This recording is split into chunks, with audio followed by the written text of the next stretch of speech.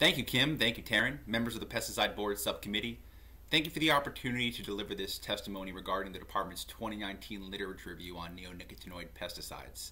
I'm Martin Dagoberto Driggs, calling in from the land of the Pocumtuck in present-day Coleraine on behalf of NOFA Mass. Since 1982, we've worked to expand the production of nutritious food coming from living soil for the health of all communities, human and non-human alike. I want to start by expressing sincere gratitude to Secretary Theo Harides for ensuring that this literature review was conducted with integrity. As we had expected, the weight of empirical evidence justifies restricting use of neonic pesticides. Regrettably, I must also express sincere disappointment that it has taken this long for the department to perform this research. Concerns about neonics have been brought to your attention repeatedly by the AG's office, legislators, and our coalition of advocates since 2014. It took an act of the legislature to mandate this independent review, and it was due nearly a year ago. With all due respect, we have little faith in the subcommittee to fulfill its legal responsibility to regulate pesticides, but we'd like to be proven wrong in this regard.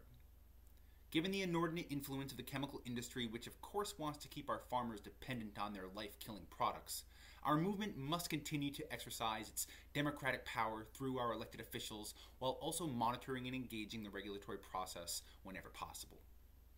I am submitting this testimony on behalf of over 50 organizations calling for several specific actions to be taken on neonics, beyond simply taking them out of the hands of consumers. We call for a ban on the use of neonic-coated seeds, no neonic spraying during blooming, labeling of neonic-treated plants, a neonic ban on state-owned property, a ban on aesthetic-only uses of neonics, and comprehensive tracking of neonic use within our state.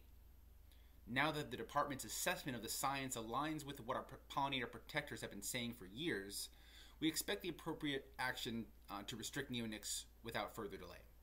One final point. As we phase out the use of toxic pesticides, we must provide for a just transition for all of our farmers.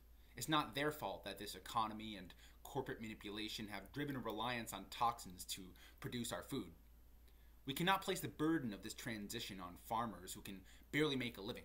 We must provide an off-ramp from toxic agriculture and incentivize practices which honor life. For your kind attention, I give you thanks.